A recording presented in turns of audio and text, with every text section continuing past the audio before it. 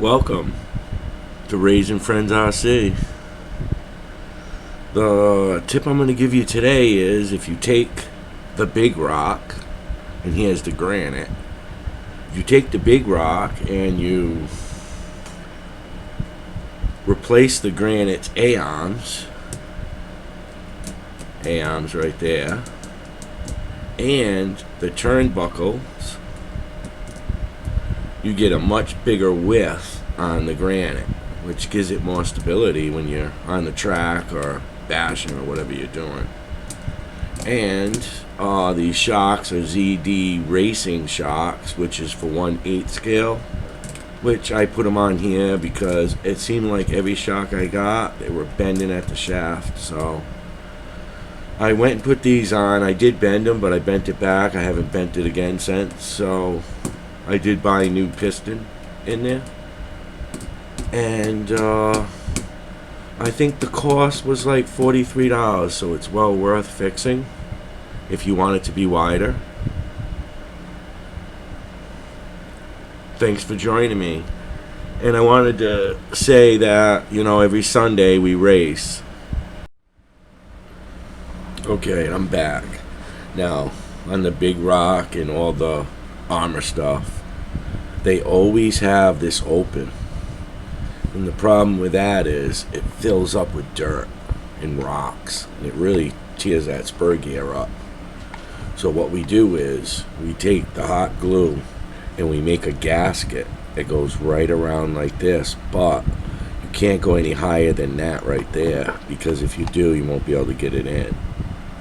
So you put the gasket right around it like that, and it seems to help out a lot. The little dust gets in there, but no rocks, which is terrible when it tears this gear up bad.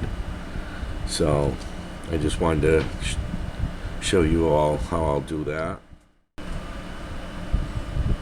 Okay, now as you can see, I took the hot glue and I went around where the dirt would get in, which I can't understand why they didn't just make that thing go all the way around, but they didn't. So let's just say it's like a gasket.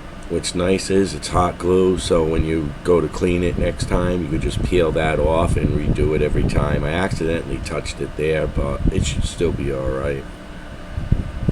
It'll save the spur gear for sure. Another thing I wanted to explain is if this, after running it, it's full of dirt, and it's very hard to pull this out when it's full of dirt in these grooves.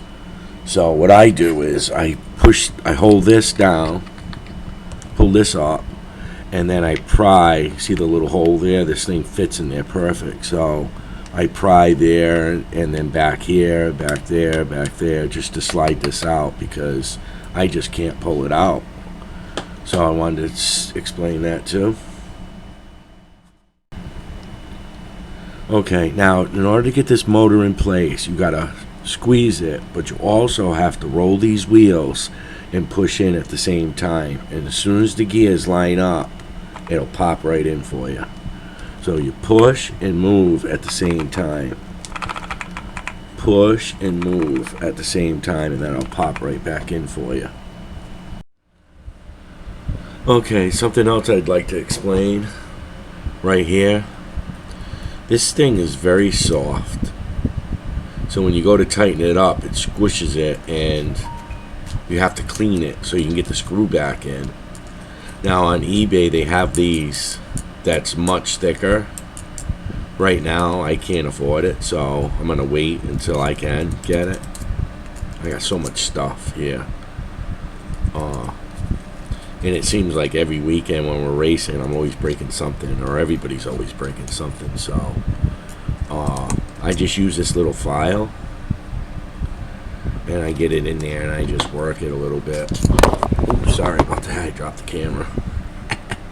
Okay, so I worked that a little bit, so the screw will slide in. Like, the reason why I took this apart again is because the wires were facing upward, and I need them to face this way, so when I hook them up, I can tuck them in the corner. So I made a mistake there, so I just got to redo it. So let me see. I'll shut this down.